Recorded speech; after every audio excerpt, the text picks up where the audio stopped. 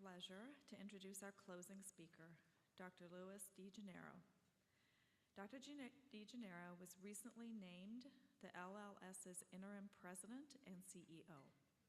He currently serves as the LLS's chief mission officer and is responsible for the oversight of all aspects of the LLS mission functions: public policy, patient access, education, advocacy, and research, with the goal of effectively deploying resources in pursuit of the LLS mission.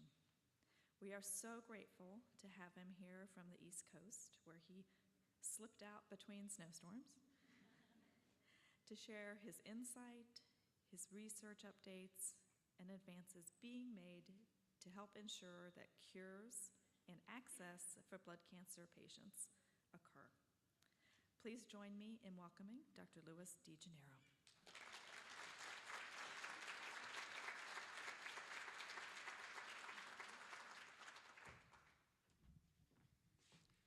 Thank you, Dr. Tourmaline. Thank you all for being here. I know I'm what's keeping you from the sunshine outside, so I'm going to be brief today. What I'd like to do is actually start with a couple of videos, and then I'll come back for my presentation. So if you could cue up the videos, please.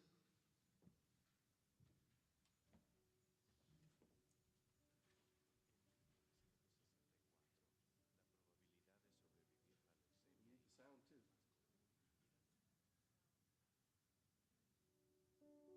En 1964, la probabilidad de sobrevivir la leucemia infantil más común era del 3%.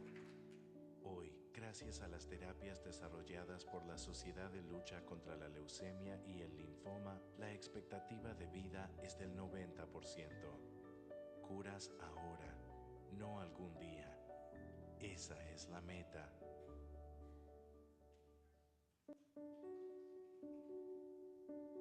En 1964, la probabilidad de sobrevivir la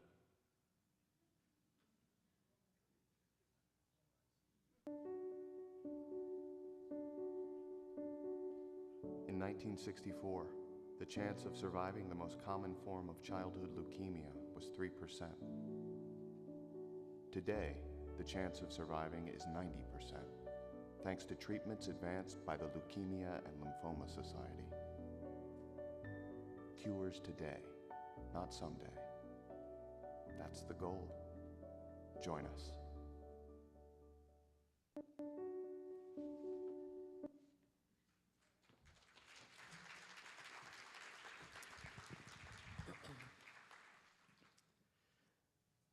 So that video says it far better than I ever could. Cures today, not someday. That's our goal. We're working very, very hard to see that we reach that goal. What I'm going to do today, my colleague Scott Riccio set me up for this, is give you some updates on recent advances in research and treatments for the hematological malignancies. But just like this video, my message is really two things. The fact that there's been significant progress. So you saw it here. Childhood leukemia diagnosed in the 1960s was a death sentence for those children. Today, 90% of those children are cancer-free after treatment. So tremendous progress and hope for the future. And that's really, if you take anything away from what I'm going to say today, it should be those two things. Let's talk about the blood cancers a little bit. These diseases, let me put it to you this way, anyone can get a blood cancer. These diseases don't discriminate on the basis of age or gender. They don't discriminate on the basis of ethnic background or social status. There will be about 170,000 newly diagnosed patients in the United States this year, about 70,000 lymphoma patients, about 50,000 patients newly diagnosed with leukemia, 20,000 diagnosed with multiple myeloma. There's a clear unmet medical need here, and the goal of the society is to try to address that need. So this is a slide that the research team at LLS put together with me. And I'll be very honest with you, I never thought that a non-scientific audience would find this interesting, but as I've used it and presented it to public audiences, people really seem to get it. So each one of the balls there represents one of the blood cancers.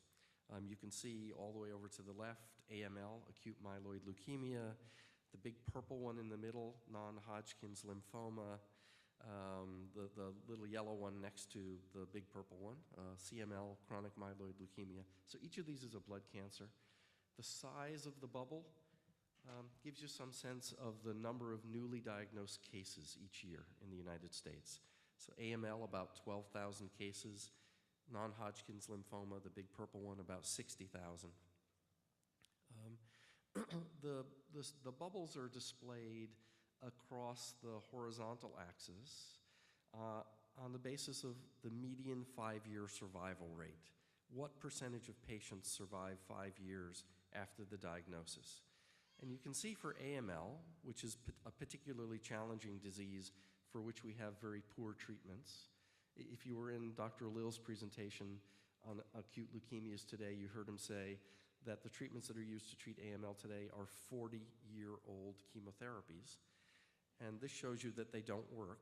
Fewer than 1 in 5 patients survives 5 years.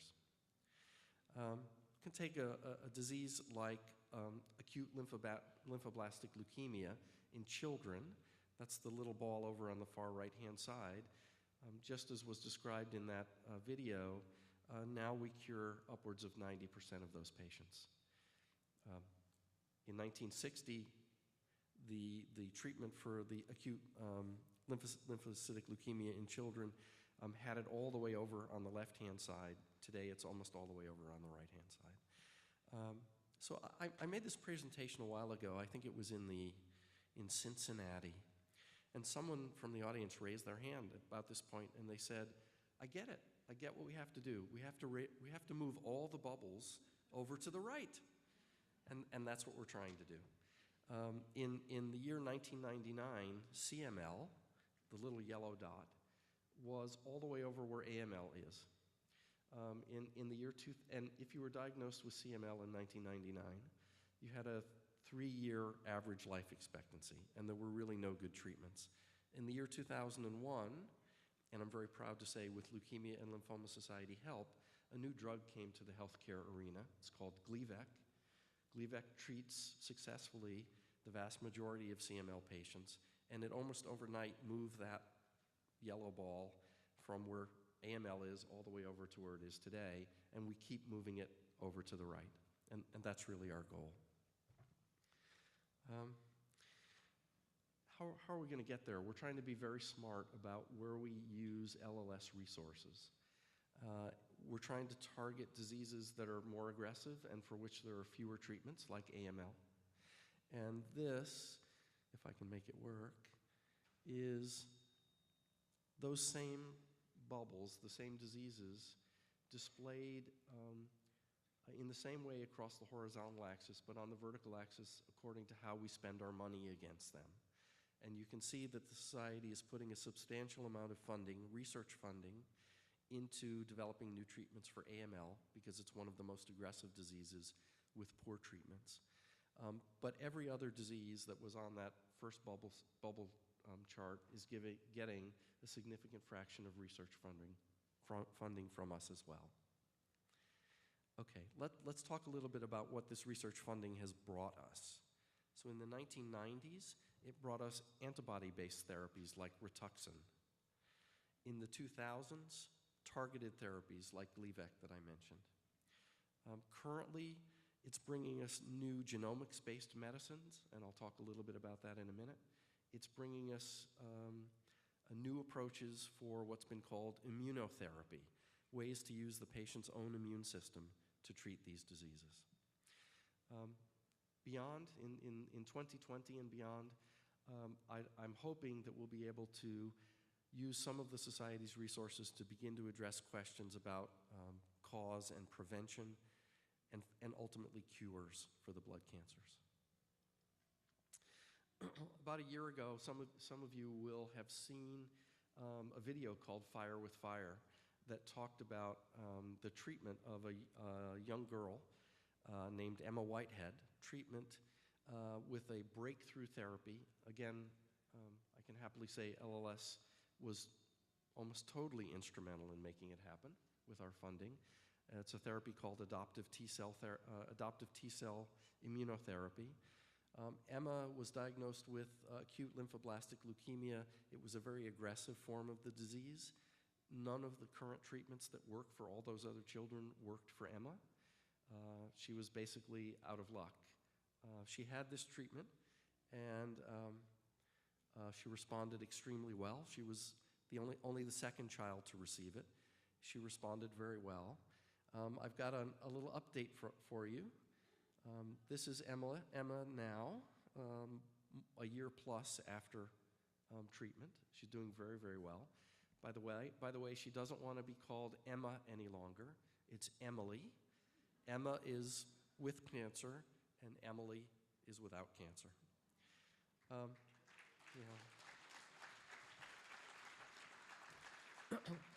So let me remind you about this, because this is proving to be a potentially useful treatment for the future, and it continues to be developed. What is it? It's genetically engineered T cells that are used to actually target tumor cells within the patient. So it's using the patient's own immune system to attack the cancer. To date, it's been used primarily for ALL, patients with ALL and patients with CLL. As is on the slide, 90% of ALL patients, both children and adults, have responded to this treatment, and 50% of all the CLL patients that have been treated have responded with really good complete response rates. I mentioned it's being used and delivered in other diseases. It's being tested in AML, to treat AML, multiple myeloma, and even pancreatic cancer. So keep your fingers crossed there. I mentioned LLS support for this program. We began supporting it in 1998, and since 1998 until now have deployed $21 million in support for the development of this therapy. Thank you. And so let me just stop and say this right now. If anyone in the room has donated $1 to LLS, or if you've raised $1 for LLS, you own it, because you made it happen. We couldn't do it without your support. What else is coming down the pike? Every year, scientists and physician scientists interested in the blood cancers get together for something called the annual meeting of the American Society of Hematology. This year it was in New Orleans, so I'm going to ask you to suspend belief for a moment and think of 30,000 hematologists running around New Orleans talking science and medicine. Some of the important topics, some of the things that were very exciting there. One, the T-cell immunotherapy that I just talked to you about, and how it continues to make progress. A second is this: major advances in the treatment of chronic lymphocytic leukemia. So there are lots of words on this slide, lots of funny industry names for various treatments that are either currently available or in development. The point is not the names. The point is how many there are. So those that are on the left-hand side of the slide, older and existing treatments, some good, some not so good. What's on the right-hand slide is what brings me the hope and the excitement for the future. These are all new treatments for chronic lymphocytic leukemia. And by the way, they may be in development for chronic lymphocytic leukemia and possibly for other blood cancers that are making their way through the research and pharmaceutical industry pipeline to patients. Some of them have gotten there already. So the one at the bottom on the right-hand side, Gazyva. Now you'll know how to pronounce it. Gazyva was approved at the end of 2013 for CLL. It's a newer version of Rituxan, a newer, better, more potent version of Rituxan. The drug at the top of the list, ibrutinib, just approved last week for chronic lymphocytic leukemia. By the way, it had already been approved for mantle cell lymphoma. Many, many new therapies in development, a tsunami of new therapies coming forward. great excitement and great hope at the meeting. What really struck me, and it's in the bottom line that's written here, these new agents are not only improving survival, they're not improving survival for weeks or months, but for years. They're having a true impact on patient care, the standard of care, and the quality of life for patients. Another area of great excitement, not quite as far along as chronic lymphocytic leukemia, but getting there, new treatments for multiple myeloma. And here they are again. Again, a set of treatments on the left-hand side here, currently being used by physicians, some effective, some not so effective, and a whole list on the right-hand side of new treatments, new potential treatments, making their way through the research and pharmaceutical industry pipeline, soon to come to patients. Again, the list is phenomenal, and you should take solace in the fact that there's a tremendous amount of activity in this arena.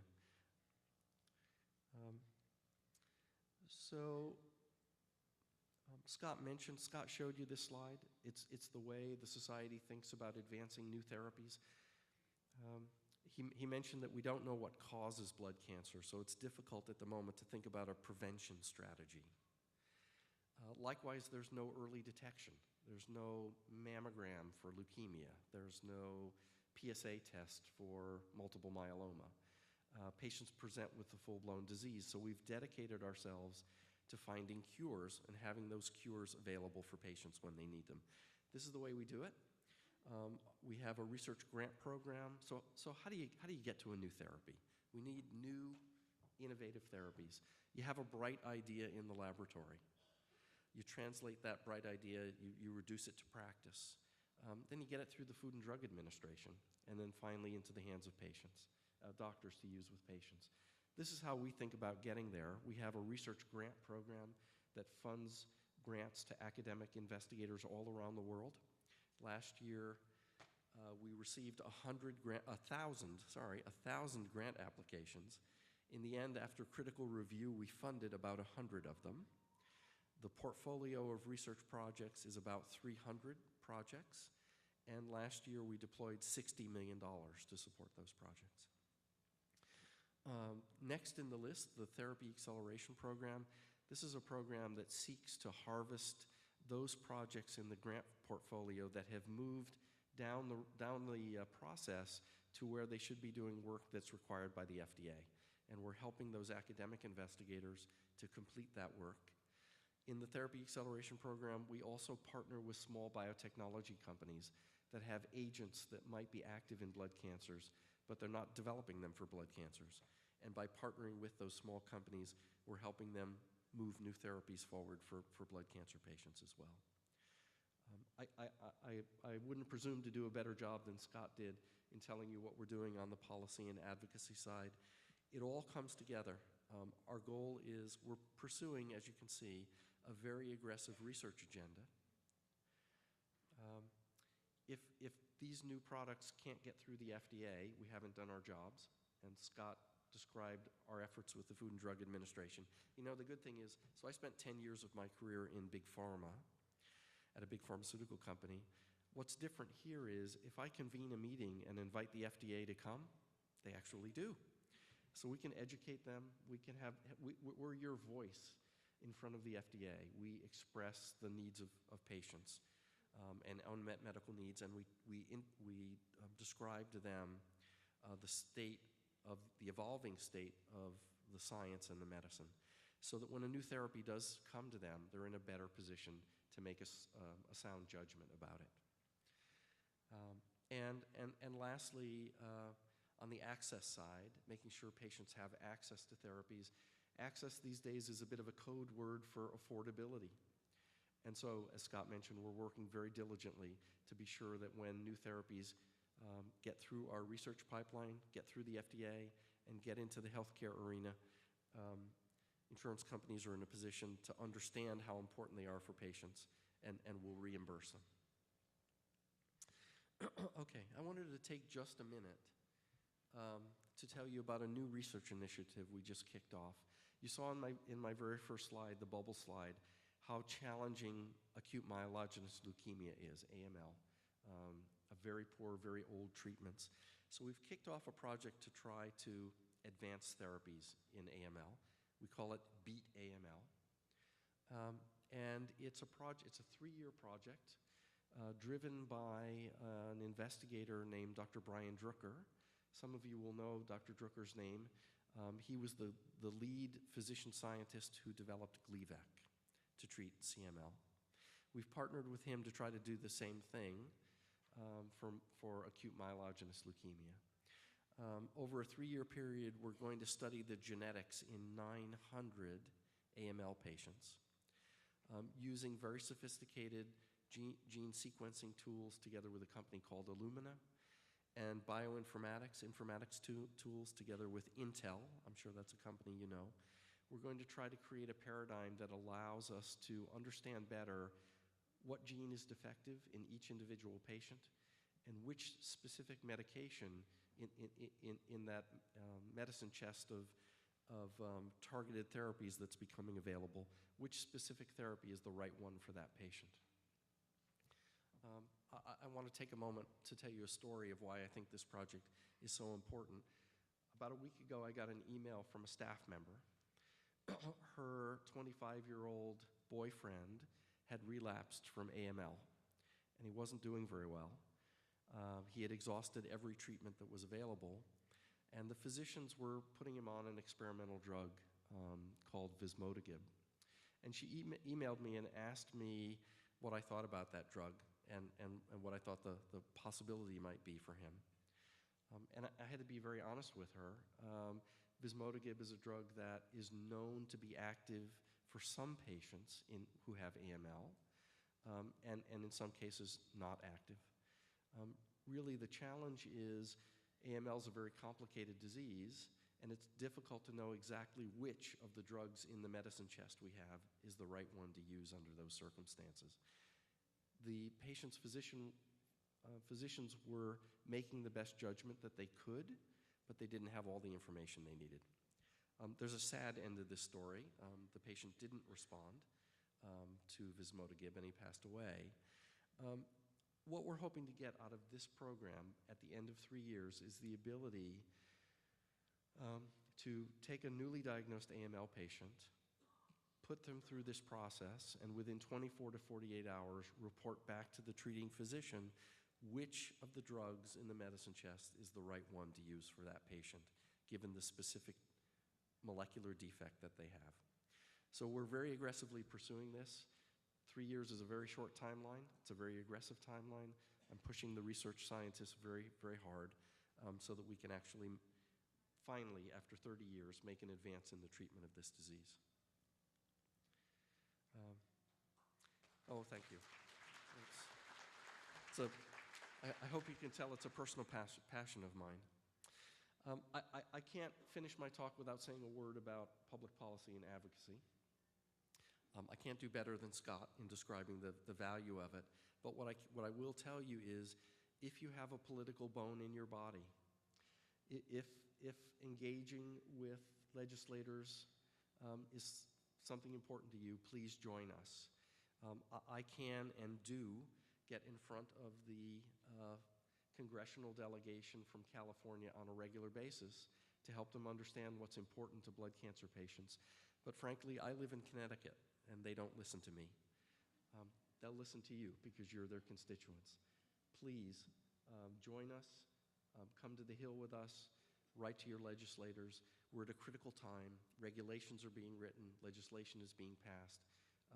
We will be your voice in Washington and in the state legislatures around the country, but if you're there with us, it's a lot louder. So I encourage you to please come and join us. So I want to finish. I've got a lot of people to say thank you to. I want to thank the sponsors of this conference. I was in many of the sessions and learned a lot from the presenters. I want to thank the presenters. They were excellent. Yeah, thank you.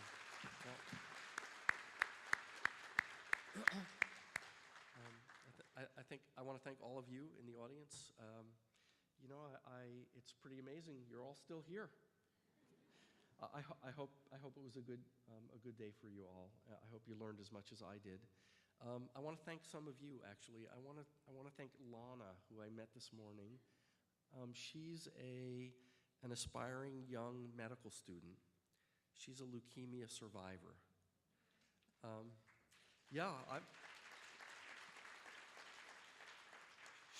She's one of our successes. Gary and Cecilia. This morning I met them. They told me about losing their adult son to leukemia. And that just re-energized me about what we have to do to really get rid of these diseases. I mentioned Dr. Lill earlier. He taught me some things about acute leukemia that I either didn't know or had forgotten.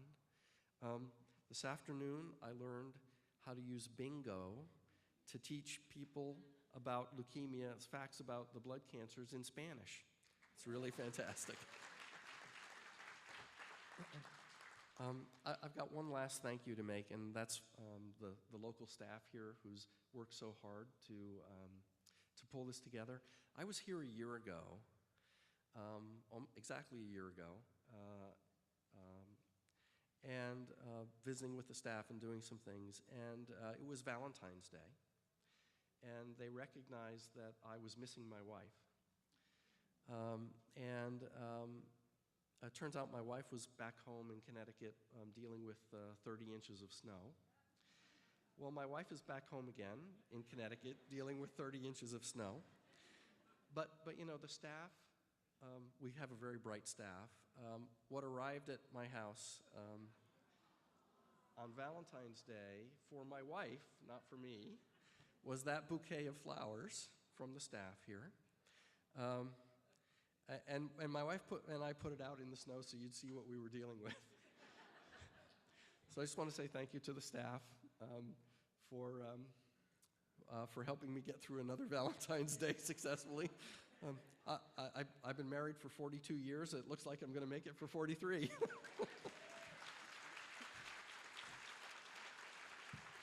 Thank you all.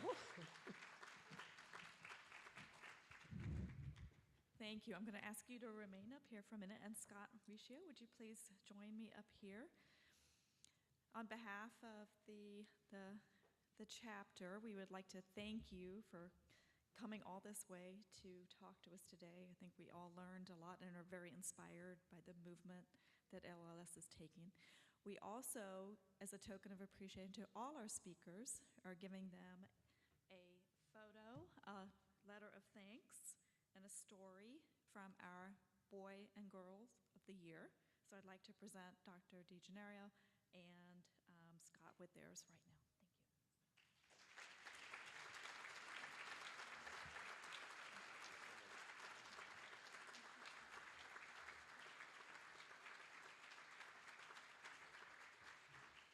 Thank you so much. We're totally inspired.